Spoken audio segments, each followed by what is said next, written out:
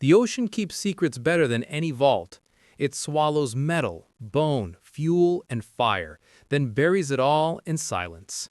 Yet every so often, when divers descend into the darkness with only a thin beam of light cutting through the suspended particles, the sea gives up one of its ghosts, a bomber frozen in its final moment of agony. And if you listen closely, if you stare long enough at the cockpit glass or the torn fuselage half buried in sand, you can almost hear the echoes of a crew who never made it home. This is the story of those ghosts. The aircraft lying beneath thousands of feet of water, preserved not as wreckage, but as time capsules. Aircraft that vanished without a trace, whose families waited decades for answers, whose final missions became legend or rumor. Today we dive into these lost worlds to uncover what lies beneath, the forgotten planes, the unsent messages, and the last breaths of men suspended forever in their metal coffins. This is the untold saga of the Sunken Bombers of World War II. The story begins in a place so remote that even modern satellite navigation barely captures its shape. A narrow atoll somewhere in the Central Pacific. The water was calm that morning, deceptively so, like polished obsidian reflecting the sky. A team of divers, historians, and documentary researchers were preparing for a descent many had spent their careers dreaming about, the descent to a rumored B-24 bomber, missing since 1944. No exact coordinates, no recovery logs, just a series of conflicting accounts and a rough grid sketched by a navigator who survived but never returned. You can sense the tension in the air as they assemble their gear. Not fear exactly, but reverence. Because every time someone dives towards the remains of a bomber, they know they aren't just visiting a crash site. They're stepping into the last seconds of a story that ended in violence. 10 minutes later, the divers drop into water so clear it feels unreal. As they descend, the blue turns darker. First cobalt, then navy, then almost black. At 60 feet, something changes. A shape emerges, vague but unmistakable, wings stretching wider than a house, still intact. The B-24 Liberator rests on its belly, perfectly preserved, like a giant sleeping animal. Its nose turret still points downward, frozen mid-gesture. The propellers, 4 of them, are bent back at identical angles, a silent indication of engine power at impact. The cockpit windows have been shattered, but the shape of the seats, the arrangement of dials, even the oxygen hoses are still there. It's like stepping into 1944.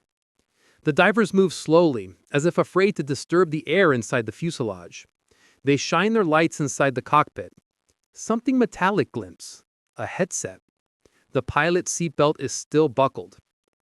One diver later said, "It felt like the crew had just stepped out for a moment, like they were still around us." It's a haunting sentiment, and yet it becomes even more powerful when you understand what happened here. This bomber was part of a massive long-range strike against a Japanese-held island. But over the target, it took a direct hit from anti-aircraft fire. One engine caught fire, then a second.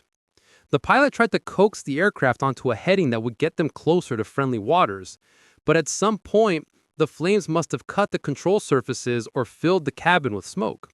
They crashed into the ocean in full daylight. Nearby ships saw the splash, but found no survivors. For 80 years, nobody knew where the bomber lay. The families of its crew lived with a strange kind of grief, the grief of the unknown. Today, finally, they have answers. But that's only the beginning, because the Pacific is filled with dozens of these aircraft. B-17 Flying Fortresses, B-24 Liberators, PBY Catalinas, A-6M-0s, Betty bombers, even torpedo planes from Midway and Guadalcanal. Some crashed in shallow lagoons, their cockpits filled with coral. Others plunged into the abyss during typhoons, never to be touched by human hands again. And a few, only a few, crashed in water so pristine and calm that they remain looking almost new, as if they could still fly. Why are these sunken bombers so well preserved? The answer lies in something both simple and cruel. The ocean around many Pacific islands is low oxygen, so low that corrosion slows to a crawl. Add in the lack of strong currents and the absence of human disturbance, and you get underwater aircraft preserved like museum exhibits. Leather seats intact, radios still bolted into place, ammunition belts curled nicely like sleeping snakes, even flight logs sometimes, encased in silt. You might expect these places to feel dead. Instead, they feel alive. Schools of fish swim through bomb bays. Sea turtles rest inside cargo compartments. Coral branches grow across their wings like veins. Nature has reclaimed these machines of war and turned them into ecosystems. One of the most astonishing finds comes from the waters around Papua New Guinea, a B-17 known as the Blackjack bomber. It vanished in 1943 during a nighttime mission. For 48 years, nobody knew where it had gone. Then, in 1986, a group of divers found the bomber resting upright at 165 feet. They approached its massive nose, the iconic glass dome still perfectly intact, and peered inside. The control yokes were still in place. The throttle levers still moved. The interphone system, the ammunition cans, the bomb racks, everything was still there, untouched since the plane's last second in the sky. Imagine that.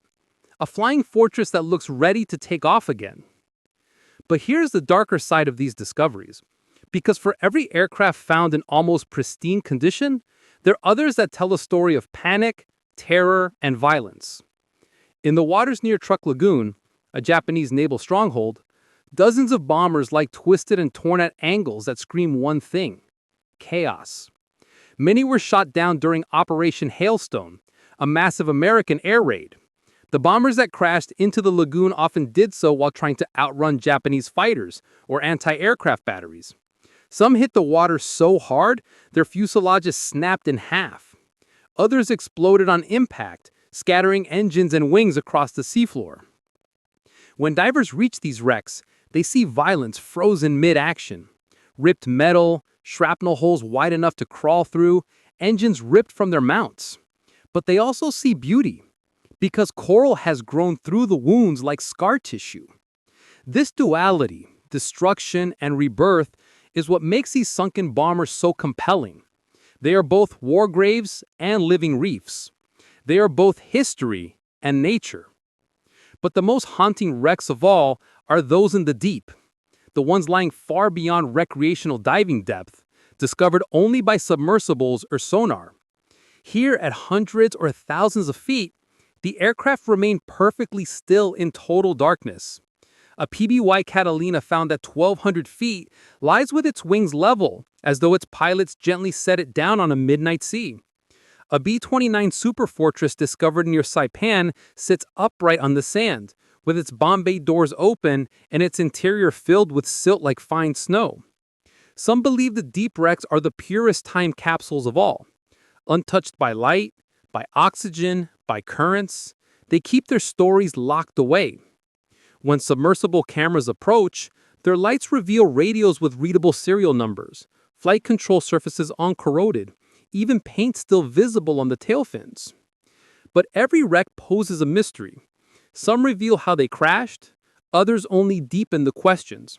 For instance, consider the bomber found in Micronesian waters with its landing gear down, a sign the pilot attempted a water landing. Why? Why did a bomber with 4 functioning engines, reported airborne and stable minutes before disappearance, attempt a ditching in open ocean? There were no storms, no enemy fighters, no mechanical failures reported. No answers. Just the bomber resting in silence, gear down, waiting for someone to ask the right questions. And that is the heart of the story. Each wreck is a frozen moment, a last breath captured in metal and salt. Each plane is a question mark resting on the ocean floor. As we continue deeper into this saga, we will travel across the Pacific and beyond, from Palau to the Solomons, from Truk Lagoon to the Aleutians, even to the cold seas of Europe, following these aircraft to uncover the final moments of the men who flew them. Their stories are not just tragedies, they are mysteries, revelations, and reminders of the human cost of war. Part 2 will take us into the search missions, the forensic investigations, and the climax stories, including bomber crews whose last desperate acts were preserved underwater like a final diary entry. If the ocean holds secrets, then the people who chase them are defined by obsession. Not the destructive kind, but the kind that keeps you awake at night, wondering about a plane that vanished 80 years ago and the crew who were never found. The kind that pushes you to pore through declassified mission logs, faded maps, survivor testimonies, and sonar charts for months or even years, hoping for a single clue overlooked by everyone else. These are the searchers. Divers, aviators, former military officers, archaeologists, local fishermen, and families who refuse to let memory die. They're the ones who bring the ghosts of WW2 back into the light. Some of them don't start with aircraft. They start with names. 10 men listed as missing in action, a final radio transmission cut off mid-sentence, and a mother who received a telegram that ended with 6 words. No remains have been recovered. For the families, closure never truly came. The war ended, decades passed, relatives grew old, but the unanswered question, where, never faded. And then, 70 or 80 years later, someone finally decides to look again. One such search begins with a man named Daniel Harrington, whose uncle flew as a navigator on a B-17 lost in the Solomon Islands in 1943. Daniel never met him. He wasn't even born yet. But the absence was inherited, passed silently through generations. His grandmother kept the airman's flight jacket hanging in a closet for 50 years. When she died, Daniel took the jacket, and with it, her question. He started small, reading old squadron diaries, scanning microphone records in the National Archives, interviewing the last surviving veterans who had flown from that same base. Most couldn't remember the exact mission, but they remembered the weather. Clouds low and thick, rain blinding, the kind of day when entire air wings disappeared. Daniel made notes. He circled dates. And then he traveled to Papua New Guinea. The islanders were the missing link. Many still remembered the war, not from textbooks, but from the sky. Old men described B-17s so low they could see the pilots. They remembered planes trailing smoke, engines sputtering, bombs dropping in intervals like distant thunder. And more than once, they remembered planes vanishing over the jungle or out beyond the reef, never to return. One fisherman pointed Daniel towards a cove where he said the metal bird sleeps. There was no arrogance in the claim, no drama, just certainty. Locals knew the sea like Westerners know streets. When the dive team entered the water, visibility was poor. The reef dropped off sharply into a sandy slope. Then, at about 80 feet, an unmistakable curve of aluminum emerged from the murk, the nose of a flying fortress. Daniel later described the moment, "I didn't feel excitement. I felt gravity, like I'd suddenly stepped into my uncle's last minute alive." The B-17 lay upside down, its fuselage fractured, its wings buried partially in sand. The ball turret had been ripped off. The cockpit was crushed. And inside, on the starboard side, divers found a torn piece of survival raft fabric still bundled as if never used. That's the kind of detail that breaks people. Daniel didn't retrieve anything. He touched nothing. He simply knelt on the seafloor, staring through the jagged opening where the navigator's station once was. Then, he slowly backed away. The wreck was officially recorded. The coordinates would be sent to the families of the crew. His grandmother's question finally had an answer. That's what the searchers do. They give answers to questions that have been suspended in the ocean for generations. But not all searches begin with families. Some begin with rumors. Stories passed through old pilots' reunions, fragmented diary entries, whispers from salvage divers who saw something but never went back. One such rumor led researchers to Palau in 2018. Local fishermen had long spoken of an aircraft with, quote, 4 wings, resting deep in the channel. Most ignored the tale, bombers don't have 4 wings, but one team decided to investigate, suspecting the description might refer to twin tails or overlapping structures. They deployed a sonar drone and the map returned something shocking. the unmistakable outline of a B-24 Liberator, nearly intact, resting at 450 feet. That's too deep for regular diving, too deep for casual exploration, but not too deep for the searchers. They sent down a remotely operated vehicle equipped with lights, cameras, and manipulation arms. When the first images came back, the room went silent. The bomber lay as though placed gently on the sand. The tail guns pointed toward the open blue, the barrels still intact. The bomb bay doors were open, revealing racks with their wiring still visible. The pilot seat was empty. The co-pilot's headset still hung off the back of the seat as if someone had put it down a moment before impact. What stunned researchers most was the condition. The aircraft didn't look crashed. It looked landed. That raised new questions. Why did the pilot open the bomb bay? Why did he lower the landing gear? Why was the cockpit neat, not torn apart? Did the crew survive the ditching? The ROV moved around the aircraft, scanning, recording, analyzing. And then, on the seafloor 20 meters away, the camera caught something. A parachute harness half buried in sand. That single object changed the story. It meant someone tried to escape. Someone may have gotten out. But who? Records showed the aircraft had 12 crew members. Only 4 bodies were ever recovered. The remaining 8 were listed as missing. They might have drowned. They might have drifted. They might have reached the surface only to be lost at sea. The harness lying beside the bomber didn't give answers. It only added new mysteries. That's the dual nature of these discoveries. Finding a wreck can close one chapter and open another. Closure and uncertainty are 2 sides of the same dive.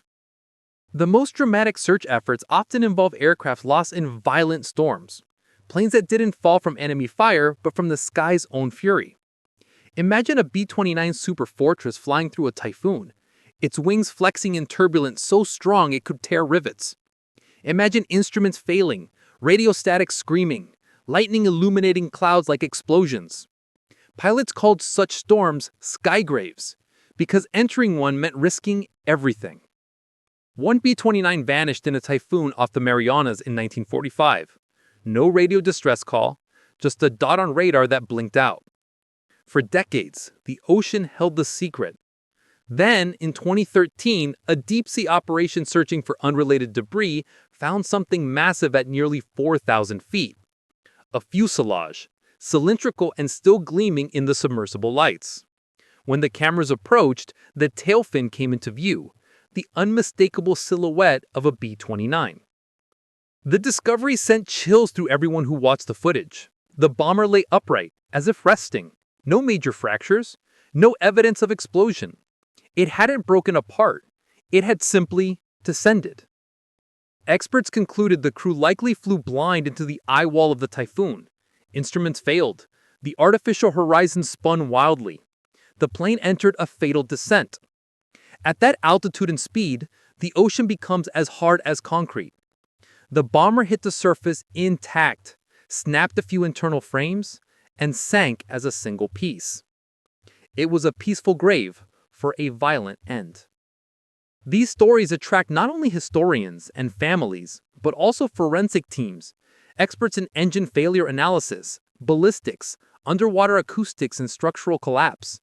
They study propeller angles to determine engine power at impact. They identify scorch marks to confirm onboard fires. They analyze cockpit damage to determine whether the pilot was conscious during descent. In one case, divers found a B-25 Mitchell bomber in the Philippines that appeared nearly undamaged except for a gaping hole near the nose. At first glance, the aircraft seemed intact, but forensic imaging revealed countless tiny punctures along the fuselage, machine gun rounds fired from below by Japanese fighters. The nose damage turned out to be the result of overheating electrical wiring ignited by tracer rounds. The fire likely filled the cockpit with smoke in seconds. The crew may have fought for control, but succumbed before impact. The bomber hit the water at a shallow angle, gliding into the sea with ghost-like precision. Every wreck is a puzzle, and for the searchers, puzzles are irresistible.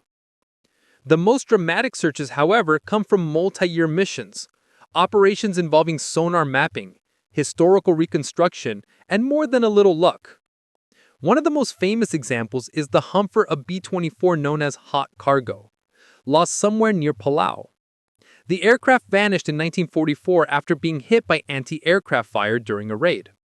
Witnesses reported flames trailing from the starboard engine. The bomber was seen losing altitude toward open water. Then, it disappeared. For 60 years, the wreck remained lost. Then, a joint team of military historians and technical divers launched an expedition. They divided the sea into grids. They interviewed elder fishermen. They analyzed wartime drift charts, maps predicting how wind and tide would push falling aircraft. The search took 4 years. Then, on a calm morning, sonar returned an anomaly, an unnatural shape 150 feet down. Divers descended, hearts pounding, unsure whether they had found the bomber or just another coral outcrop. But at 60 feet, a wingtip emerged, then the fuselage, then the torn remains of the tail. The B-24 had broken apart on impact, the cockpit was flattened, the port wing lay twisted over itself like a crushed bird, and inside the forward fuselage, they found something no one expected, the remains of 2 crewmen still in their seats. Everything stopped. The divers didn't touch a thing. They retreated. They marked the site, and when they surfaced, they notified the U.S. military immediately. Forensic recovery teams were flown in. The remains were identified. Their families, who had waited a lifetime, received answers. That is why these searches matter. Not for the aircraft, not for the machinery, but for the people. Every sunken bomber represents a final chapter written in metal and silence. Every discovery reopens history and gives the dead a voice. And yet, there is something deeper. Because beyond the technical analysis, beyond the emotion, beyond the closure, each discovery adds texture to the war itself. These wrecks reveal how missions really ended, how pilots made desperate decisions, how battle stress shaped their final moments. War is often recorded in broad strokes, victories, defeats, campaigns, but the wrecks tell the small stories, the human ones, the ones never written in official reports. Aircraft that ditched with wheels down suggest panic or emergency procedures flawed by fear. Bomb bay doors left open hint at last-second attempts to lighten load. Radios still transmitting show crews staying at their posts until the final second. These are micro-histories hidden beneath waves. And the searchers know something else. Every wreck has a time limit. Corrosion, tourism, storms, climate change, even illegal scrap recovery threaten these underwater graves.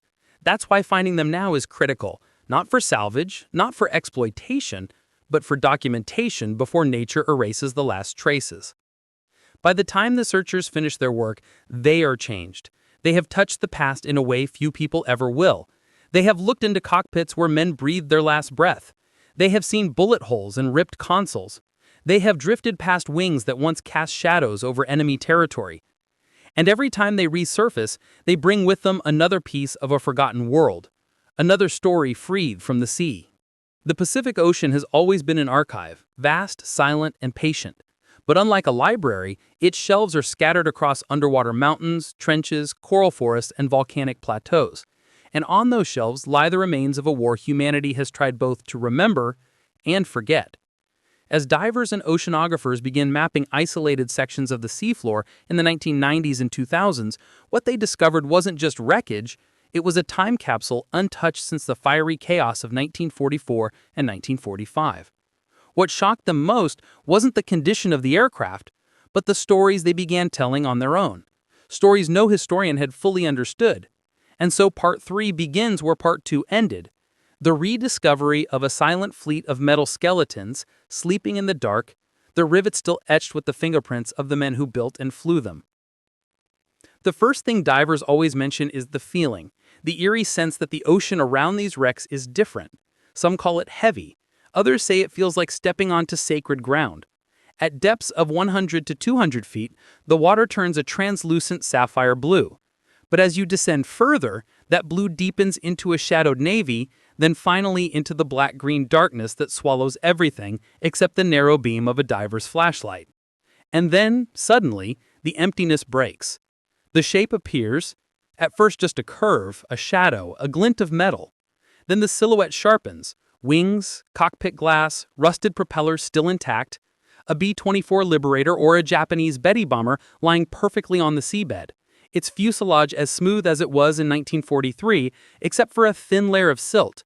If not for the coral growing along the tail or the slow creep of barnacles, one might imagine the engine still warm. You don't expect silence to have texture, but here it does. Inside these airplanes, the quiet feels alive.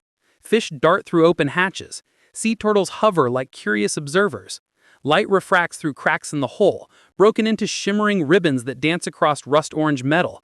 In the colder, deeper wrecks, the colors shift. Silver becomes charcoal, glass turns opaque, and the chrome elements of the cockpit instruments look almost melted from decades of salt exposure. Yet somehow, the bones of the aircraft remain untouched, protected by the pressure and cold that preserve what sunken ships have long since lost. One B-24 wreck off the coast of Yap stands out above all others. Discovered by technical divers in the early 2000s, it rests upside down on a flat sand plain. But what truly stunned researchers was this.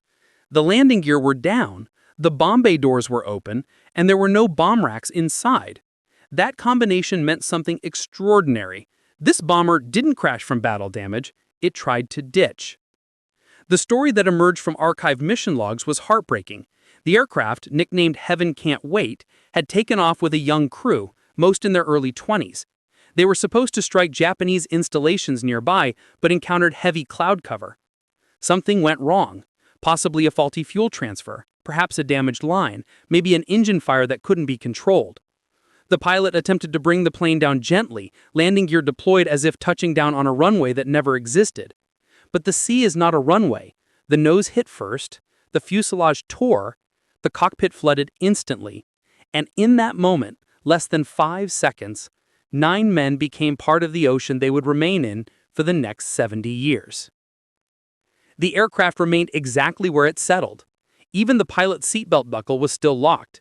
There were no human remains when divers arrived, but the presence of life, small reef sharks, swirling schools of anthias, even 2 manta rays gliding overhead, gave the site a tranquility almost impossible to describe. Museum curators who saw the footage insisted that the wreck remain untouched. Families of the crew agreed.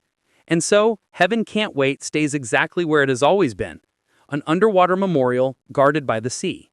Not all wrecks were discovered so peacefully. Some revealed mysteries that defied logic. A U.S. Navy PB-4Y privateer bomber found off Palau was nearly perfectly intact except for one detail. The cockpit windows were open. That would normally suggest the crew attempted to escape. But the dive team found something chilling. The emergency exit hatch was still locked. One diver said the combination of open cockpit windows and locked hatch felt like the plane was trying to tell us something, but not clearly. Years later, after analyzing gun camera footage and radio logs, historians proposed a theory. The bomber was likely hit by anti-aircraft shells, lost power, and glided into the sea. The pilot, unable to see through smoke in the cabin, opened the cockpit windows to have visual reference, but never made it out before the water swallowed the plane. Meanwhile, Japanese aircraft tell different stories, reflecting their own unique engineering philosophies and desperate wartime decisions. The Mitsubishi GM4M, Betty, often called the one-shot lighter for its tendency to explode when hit, appears in underwater wrecks in oddly pristine states. One discovered near Papua New Guinea still had its wing marking, the red Hinomaru, visible under layers of algae. Even stranger, the tail gun was still pointing upward, its ammunition belt in perfect condition. Divers even found the pilot's map case, still leather-bound, wedged between the control pedals. Inside, the map paper had dissolved long ago, but the wooden writing board survived. Another bewildering case is a Japanese Ki-49 bomber found near the Solomon Islands. Its engines were sheared off, lying 30 meters away as if torn violently during impact. Yet the fuselage was intact, the wings were attached, the interior wiring was still visible. How could the engines be severed cleanly while the rest of the aircraft remained whole? Experts determined that the bomber was hit by anti-aircraft fire that ignited the fuel tanks, creating a shockwave strong enough to blow the engines off their mounts, yet somehow not powerful enough to disintegrate the fuselage. That bizarre physics defied every expectation. A wreck like this forces historians to confront a harsh reality. The Pacific War contained moments of destruction so chaotic that they produced outcomes we still struggle to explain. Some of the most haunting wrecks, though, are the ones that show evidence of last-minute decisions and life-or-death desperation. One submerged Japanese transport seaplane found off Truk Lagoon had something unusual in the cockpit. Its control column was tied with rope. At first glance, it made no sense. Why would a pilot tie down the controls? Then researchers realized what they were seeing: an improvised autopilot. Someone had desperately tried to keep the aircraft level long enough for others to escape or bail out. That rope told a story no formal military archive ever recorded. Someone on board was improvising in the final seconds of their life. The waters of the Pacific hold more than just metal. They hold evidence of these intimate moments, the small human decisions hidden beneath the machinery of war. And nowhere is this more evident than in the wrecks found deeper than recreational diving allows.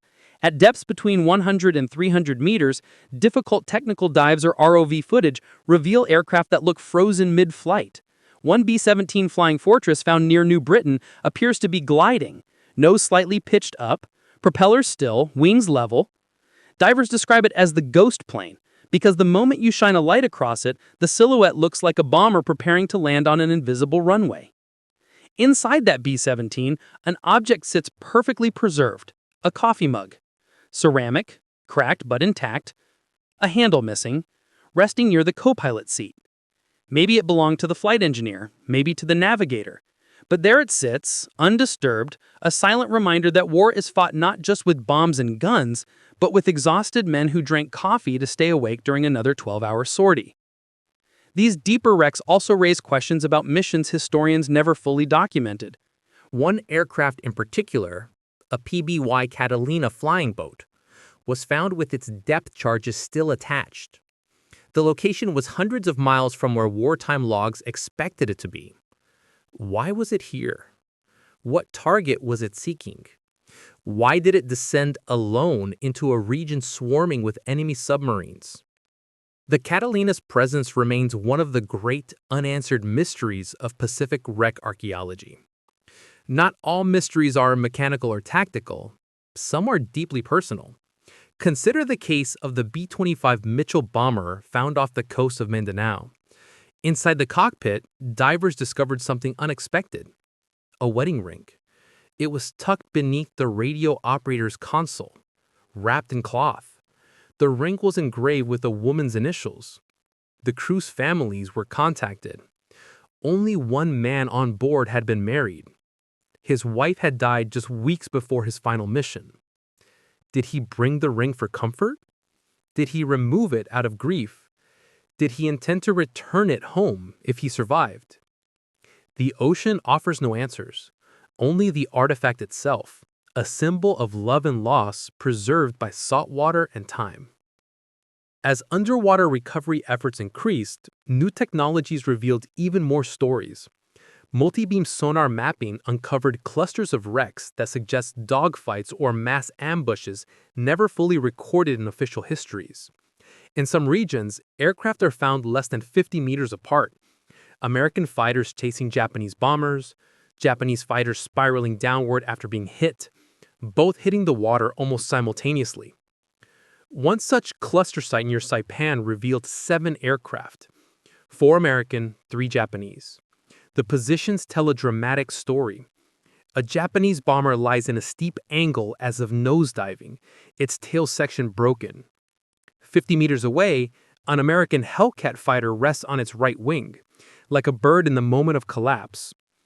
Nearby, another fighter and another bomber lie on their sides, both missing cockpits entirely.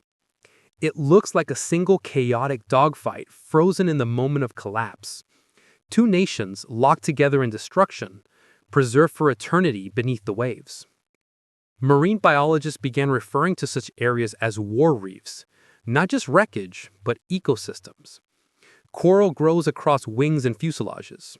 Schools of fish weave around gun turrets and bomb bay doors. Sharks glide silently above rusted tail fins. What was once designed for destruction now becomes a cradle of life. But even in these beautiful underwater meadows, the shadows of war linger. Unexploded bombs remain, depth charges rest quietly on sandbeds, fuel tanks leak slow, shimmering trails of oil that rise like ghosts towards the surface. Small leaks bleed rainbow colors across the water, a haunting reminder that war never fully ends. It simply settles into the earth or the sea, waiting to be uncovered again. These locations have become pilgrimage sites for families of lost crew members, for historians, for marine archaeologists, and for divers seeking something more profound than adventure. They come not to disturb the wrecks, but to witness them, to feel the weight of the history they hold, to honor the men who flew into the unknown, and to remind themselves that the ocean remembers everything. Should we recover these planes and return them to the world of the living, or let them remain in the graves they chose? What should be done with a machine that has become a tomb? This is a question that would come to define the final chapter of the Sunken Bomber story, one that historians, families, divers, and governments have debated for decades. When the first World War II aircraft began appearing on sonar screens in the early 1970s, the reaction was excitement.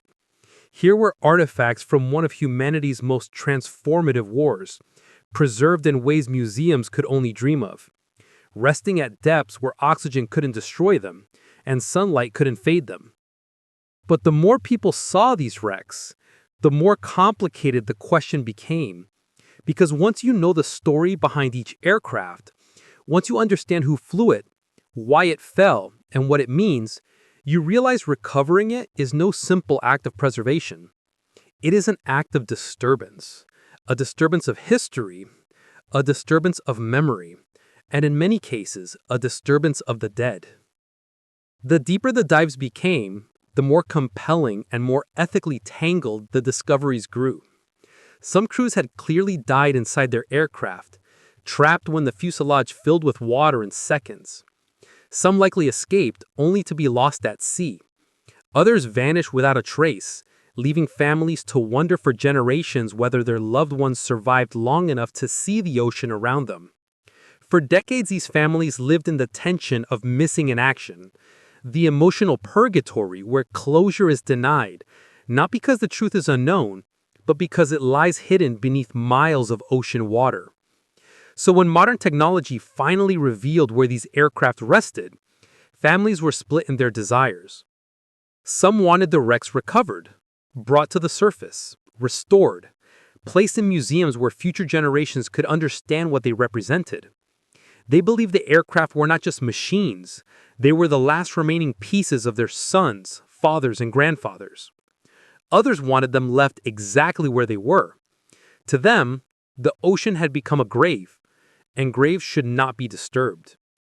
This division would come to define the most controversial underwater recovery efforts of the 21st century. Take the case of the P-38 Lightning found off Italy, known as Glacier Girl's sister. Glacier Girl is famous, recovered from beneath the Greenland ice, restored to flying condition, and showcased at air shows worldwide. But her hidden twin in Italy lies in a very different state.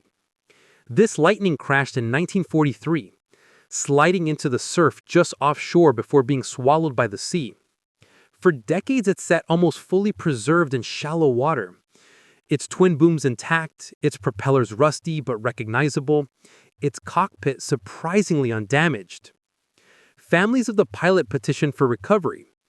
Aviation historians supported it, but Italian authorities refused, declaring it a war grave. The wreck became a symbol of the debate itself. Two aircraft from the same war, nearly identical in design, yet their destinies could not have been more different. One rose again to the roar of modern engines. The other sleeps in the silence of the Adriatic, untouched, unseen, undisturbed. In the Pacific, the controversies were even more intense. The discovery of a B-17 in deep water near New Britain, nicknamed the Ghost Landing, sparked a wave of public interest after divers released footage online. The bomber looked serene, majestic even, framed against the glowing blue light of ROV headlights. Its wings stretched like the arms of a sleeping giant.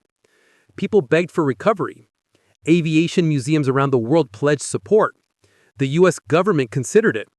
But then something complicated happened. a family member of the navigator came forward with a request.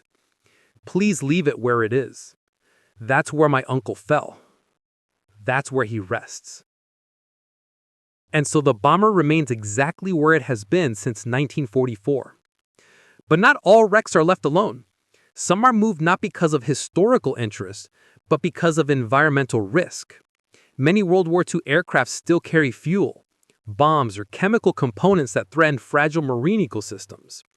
In the Mariana Islands, a sunken Japanese bomber was discovered leaking small trails of oil. Marine biologists monitored it for months. If the leak worsened, the entire reef could have died. Divers were called in, not to recover the wreck, but to stabilize it. They sealed fuel lines, patched ruptured tanks, and reinforced vulnerable areas with underwater epoxy. The bomber stayed in place, but now exists as a hybrid artifact, part war relic, part scientific intervention. This raises another important point. Underwater wrecks aren't just history, they're ecosystems. Marine life thrives inside them. Coral reefs grow on their wings. Sea turtles nest in their cracks.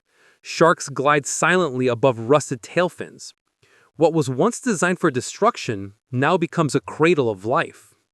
But even in these beautiful underwater meadows, the shadows of war linger. Unexploded bombs remain. Depth charges rest quietly on sandbeds. Fuel tanks leak slow, shimmering trails of oil that rise like ghosts toward the surface. Small leaks bleed rainbow colors across the water, a haunting reminder that war never fully ends. It simply settles into the earth, or the sea, waiting to be uncovered again. These locations have become pilgrimage sites for families of lost crew members, for historians, for marine archaeologists, and for divers seeking something more profound than adventure. They come not to disturb the wrecks, but to witness them, to feel the weight of the history they hold, to honor the men who flew into the unknown, and to remind themselves that the ocean remembers everything. Should we recover these planes and return them to the world of the living, or let them remain in the graves they chose? What should be done with a machine that has become a tomb? This is the question that would come to define the final chapter of the Sunken Bomber story, one that historians, families, divers, and governments have debated for decades. When the first World War II aircraft began appearing on sonar screens in the early 1970s, the reaction was excitement. Here were artifacts from one of humanity's most transformative wars, preserved in ways museums could only dream of, resting at depths where oxygen couldn't destroy them and sunlight couldn't fade them. But the more people saw these wrecks, the more complicated the question became. Because once you know the story behind each aircraft, once you understand who flew it, why it fell, and what it means, you realize recovering it is no simple act of preservation. It is an act of disturbance, a disturbance of history, a disturbance of memory, and, in many cases, a disturbance of the dead. The deeper the dives became, the more compelling and more ethically tangled the discoveries grew. Some crews had clearly died inside their aircraft, trapped when the fuselage filled with water in seconds. Some likely escaped only to be lost at sea. Others vanished without a trace, leaving families to wonder for generations whether their loved ones survived long enough to see the ocean around them. For decades, these families lived in the tension of missing in action, the emotional purgatory where closure is denied not because the truth is unknown, but because it lies hidden beneath miles of ocean water. So when modern technology finally revealed where these aircraft rested, families were split in their desires. Some wanted the wrecks recovered, brought to the surface, restored, placed in museums where future generations could understand what they represented. They believed the aircraft were not just machines. They were the last remaining pieces of their sons, fathers, and grandfathers. Others wanted them left exactly where they were. To them, the ocean had become a grave, and graves should not be disturbed. This division would come to define the most controversial underwater recovery efforts of the 21st century. Take the case of the P-38 Lightning found off Italy, known as Glacier Girl's sister. Glacier Girl is famous, recovered from beneath the Greenland ice, restored to flying condition, and showcased at air shows worldwide. But her hidden twin in Italy lies in a very different state. This Lightning, crashed in 1943, sliding into the surf just offshore before being swallowed by the sea.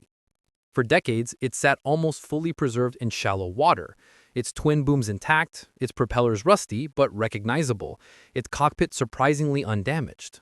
Families of the pilot petitioned for recovery. Aviation historians supported it, but Italian authorities refused, declaring it a war grave. The wreck became a symbol of the debate itself. Two aircraft from the same war, nearly identical in design, yet their destinies could not have been more different. One rose again to the roar of modern engines, the other sleeps in the silence of the Adriatic, untouched, unseen, undisturbed.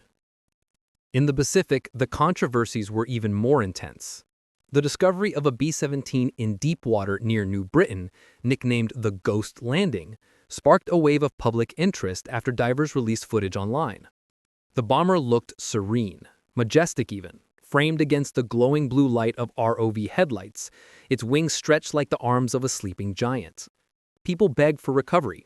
Aviation museums around the world pledged support. The U.S. government considered it. But then something complicated happened. A family member of the navigator came forward with a request. Please leave it where it is. That's where my uncle fell. That's where he rests. And so the bomber remains exactly where it has been since 1944. But not all wrecks are left alone. Some are moved not because of historical interest, but because of environmental risk.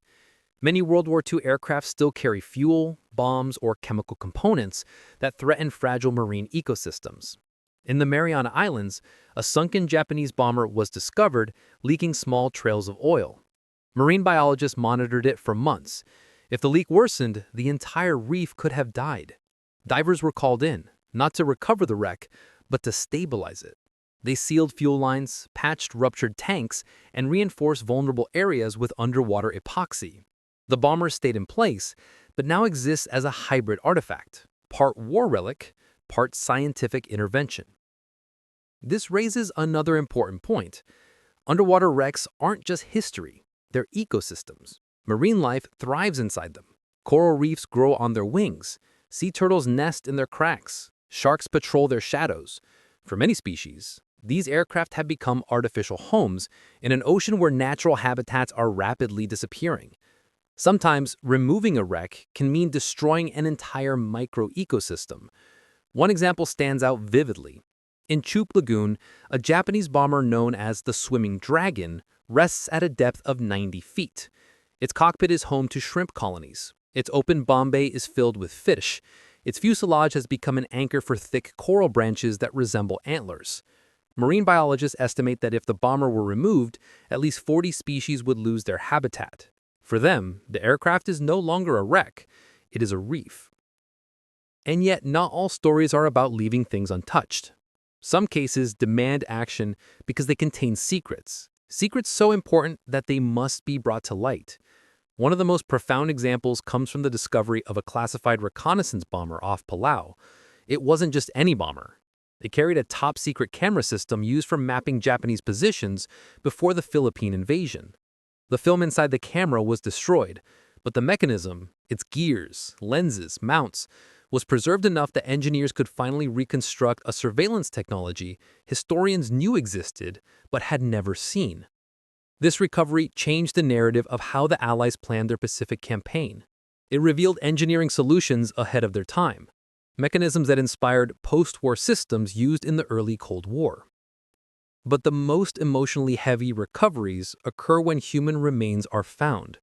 This is rare, but it does happen, especially in aircraft that didn't break apart on impact. In such cases, the question isn't whether the wreck should be disturbed, it's how to do it with dignity. One such moment happened with a B-24 found near Papua. The interior was silted, dark, eerie. Divers swept their lights across the bombardier compartment and froze. There, embedded in the sediment, was a boot. Inside it, bone. The crew was finally counted as accounted for after nearly 80 years. The remains were brought home to a military cemetery. The aircraft stayed where it was, a compromise between closure for the living and respect for the dead. So what is the answer? Should these planes rise or sleep? The truth is that there is no universal rule. Each wreck is judged based on its condition, its danger to the environment, its cultural value, the presence or absence of remains, and the wishes of surviving families. Yet despite this complexity, a pattern has emerged in the last decade, a shift in how we view these underwater relics. Increasingly, the world sees them not simply as artifacts, but as living memorials. Not statues, but stories. Not objects, but places. And perhaps that is the most important lesson. Because when you stand on a rocking research vessel, staring at the glowing sonar silhouette of a bomber no one has seen in 80 years, you feel something shift. Not just in your understanding of history, but in your understanding of time. These aircraft are not simply objects frozen in the past. They are bridges between eras. They contain the hopes, fears, and final breaths of the men who flew them. They hold evidence of decisions made in panic, courage, confusion, and sacrifice. And they remind us that the world we inhabit today was shaped not only by the victories and defeats we read about in textbooks, but by the countless untold moments that slip quietly beneath the waves. The sea keeps those moments for us. It preserves them with a patience no human archive can match. It holds them until we are ready to learn from them. And when divers descend into the deep blue silence, and when their lights sweep across a rusted wing or a shattered cockpit, they become part of a conversation between past and present, one that asks a single, haunting question that echoes across time. What else lies beneath the surface of our history that we still have not seen? And so the saga of the Sunken Bombers remains unfinished. New wrecks are discovered every year. New mysteries emerge. New families gain answers. New questions reshape our understanding of the war that defined the 20th century. The ocean is still speaking. We are still learning. And the story, like the deep itself, is far from reaching its final depth.